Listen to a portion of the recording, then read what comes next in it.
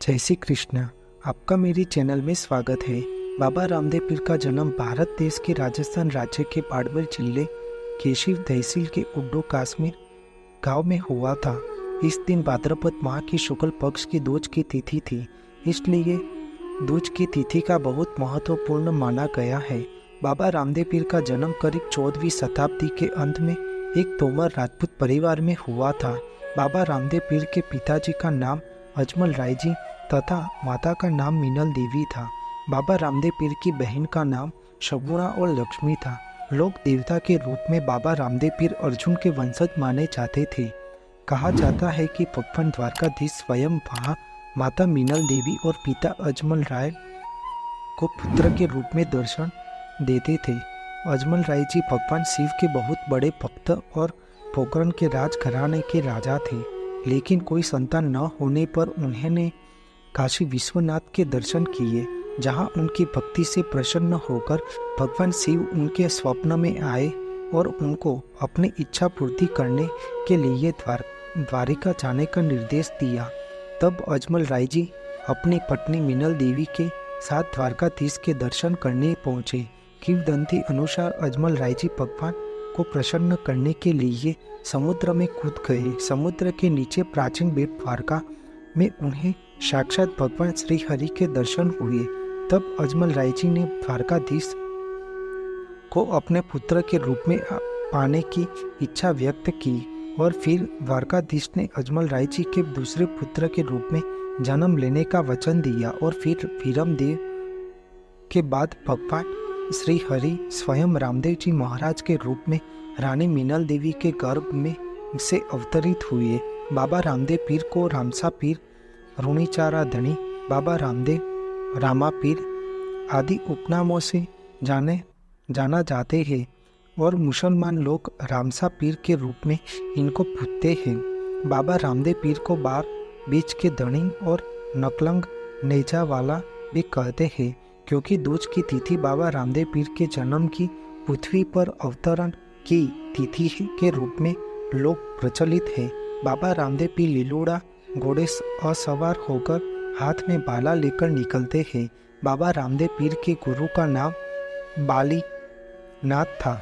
बाबा रामदेव पीर के विवाह अमरकोट, जो वर्तमान में पाकिस्तान में बसा है, वहाँ रहने वाले सोडा दलसी की सुपुत्री रानी नेतल दे के साथ हुआ था। बाबा रामदेव पीर के दो अनमोल पुत्र सादोजी और देवोजी थे। मेघवाल जाति की कन्या डाली बाई को बाबा रामदेव पीर ने धर्म की बहन बनाई थी। तब से बाबा रामदेव पीर के मेघवाल जाति के भक्त रिखिया के नाम से प्रचलित हुए। बाबा रामदेव पीर के एक ऐसे देवता है जो कवि भी थे।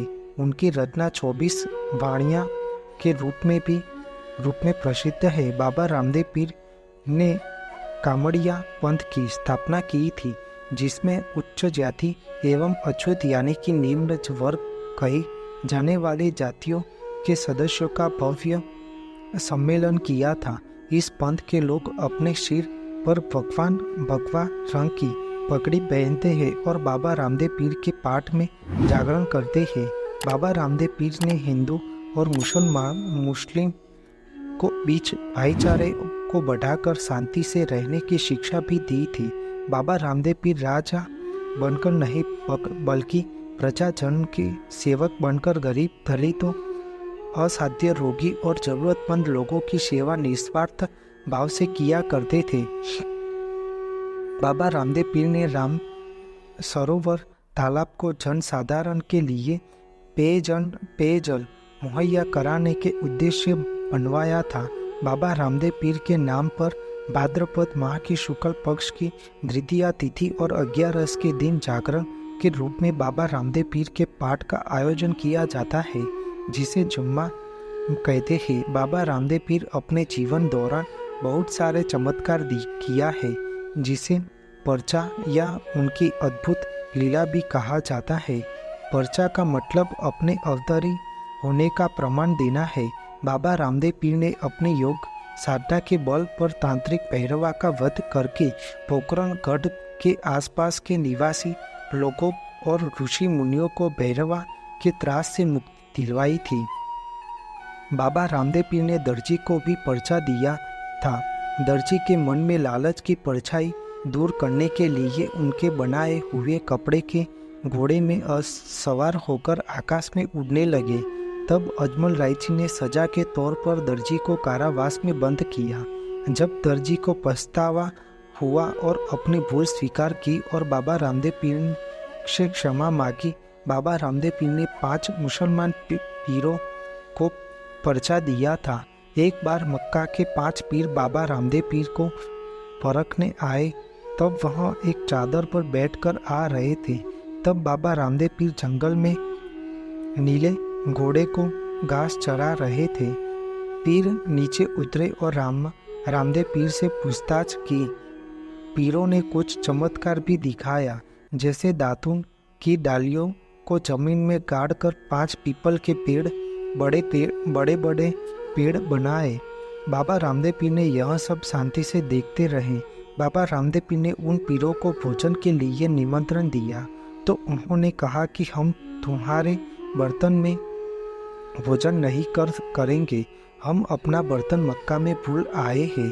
तब बाबा रामदेव पीर ने अपना चमत्कार दिखाया और मक्का से बर्तन आकाश में उड़ते हुए पल भर में लाकर उनके सामने रख दिया। तब 5 पीर रामदेव पीर के चरणों में गिर पड़े और क्षमा याचना मांगी और कहा, हम तो केवल पीर हैं और आप तो पीरों के पीर हो।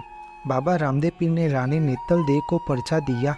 उन्होंने रामदेव पीर को पूछा कि मेरे गर्भ में क्या है, पुत्र या पुत्री? तो रामदेव पीर ने कहा पुत्र है।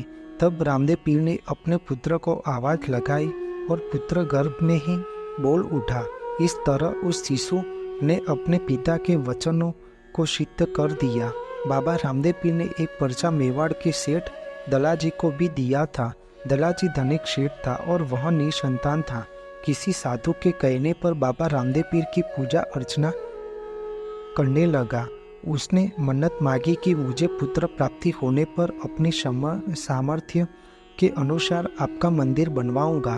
तब उसके घर बेटे का जन्म हुआ और मन्नत पूरी करने वह रूणीचा के लिए रवाना हुए। रास्ते में लुटेरे ने उसके पास धन संपत्ति देखकर एक लुटेरे ने सेठ की धन संपत्ति हड़प ली। लुटेरे ने जाते समय सेठ की गर्दन काट दी। तब अबला नारी रास्ते में विलाप करते बाबा रामदेव पीर को पुकारने लगी। अबला नारी की पुकार सुनकर बाबा रामदेव पीर लिलुड़ा घोड़े सवार होकर तत्काल वहां पहुंचे। तब रामदेव पीर ने अबला नारी को उनके पति का सिर गर्दन से जोड़ने को कहा। तब उस नारी ने बाबा की बात मानी और ठीक वैसा ही किया और सेठ दलाजी का सिर धड़ से जुड़ गया और तत्क्षण दलाजी जीवित हो गया। यह चमत्कार देखकर सेठ सेठानी बाबा रामदेव पीर के चरणों में गिर पड़े और दलाजी ने उसी स्थल पर बाबा रामदेव पीर का भव्य मंदिर बनवाया था। बाबा रामदेव पीर ने अपनी बहन सकुणा को भी एक पर्चा दिया था। उनके मरे हुए बांझे को साथ देकर बुलाने लगे। तब वह मृत्यु से सजीवन होकर बाहर आया और सगुणा बहन का दुख दूर किया। ऐसे तो बाबा रामदेव पीर ने अपने जीवन काल में अनेक लोगों को पर्चे दिए थे। कुछ समय बीतने के बाद बाबा रामदेव पीर ने जीवित समाधि लेने का फैसला लिया। जब बाबा रामदेव पीर समाधि लेने ही जा रहे थे, तब वहां आकर डालीबाई ने उस समाधि अपनी है ऐसा पर्चा देकर पूरा वार किया और डालीबाई ने 10वीं के दिन वहां समाधि ग्रहण की थी। तब डालीबाई की भक्ति को देख बाबा रामदेव पीर ने कहा कि मेरे दर्शन करके डालीबाई का दर्शन जरूर करना, तब मेरा संपूर्ण आशीर्वाद का फल मिलेगा। बाबा रामदेव पीर ने 1442 में भाद्रपद माह की शुक्ल पक्ष की एकादशी तिथि के दिन जीवित समाधि ली थी। यह जगह रामदेवरा राजस्थान राज्य के जैसलमेर जिले के पोखरण तहसील में बाबा रामदेव पीर का समाधि स्थान है। आज भी बाबा रामदेव पीर समाधि स्थान पर हाजरा हजूर है। रूणीचा धाम में बाबा रामदेव पीर ने समाधि ली। उसी स्थान पर राजा गंगा सिंह ने भव्य मंदिर का निर्माण करवाया था। इस मंदिर पर सफ़ेद या फिर 5 रंगों की ध्वजा यानी कि नेजा चढ़ाते हैं। बाबा रामदेव पीर द्वारा निर्माण करवाया गया राम सरोवर में भक्तगण स्नान करके बाबा रामदेव पीर की समाधि के दर्शन करते हैं। भाद्रपद माह में रामदेव पीर के नोरता में बहुत बड़ा मेला लगता है। बाबा रामदेव पीर अपने भक्तों की हर मनोकामना पूर्ण करते हैं। आज भी भक्तों को बाबा रामदेव पीर पूरी श्रद्धा और विश्वास है। रामदेव पीर अपने भक्तों को प्रकट होने का प्रमाण रूप में पर्चा भी देते हैं। उन्होंने समाधि लेते वक्त भक्तों को बाबा रामदेव पीर ने कहा कि जहाँ लीलूड़ा घोड़ा नेजा फहराता घुगड़ के धूप और मेरे नाम का पाठ जागरण होगा, वहाँ मेरी अवश्य रूप से मेरी स्वयं हाजिरी होगी। ऐसा बाबा रामदेव पीर ने वचन दिया है। संपूर्ण भारत देश में जहाँ भी बाबा रामदेव पीर महाराज के भक्तगण हैं, वहाँ भाद्रपद माह के शुक्ल पक्ष के रामदेव पीर के नोरता को हर्षोल्लास के साथ मनाते हैं। विशेषकर गुजरात और राजस्थान में बाबा रामदेव पीर की महिमा और उनके अनुयायियों की संख्या बहुत अधिक है। इन 9 दिनों तक धामधूम से भक्तगण रामदेव पीर महाराज के भजन कीर्तन और पाठ का आयोजन करते हैं। कुछ लोग रामदेव पीर महाराज का 9 दिनों के उपवास भी रखते हैं। बहुत से भक्तगण अपनी मनोकामना पूर्ण होने पर रामदेव पीर महाराज को हरा नेजा और हरे रंग के घोड़े चढ़ाते हैं। बाबा रामदेव पीर सबकी मनोकामना पूर्ण करते हैं। बोलो रामदेव पीर महाराज की जय। आपको मेरी यह माहिती अच्छी लगी हो तो मेरे चैनल को लाइक, शेयर, कमेंट, सब्सक्राइब करें और बेल आइकन को दबाना ना भूलें। जय स्वामीनारायण।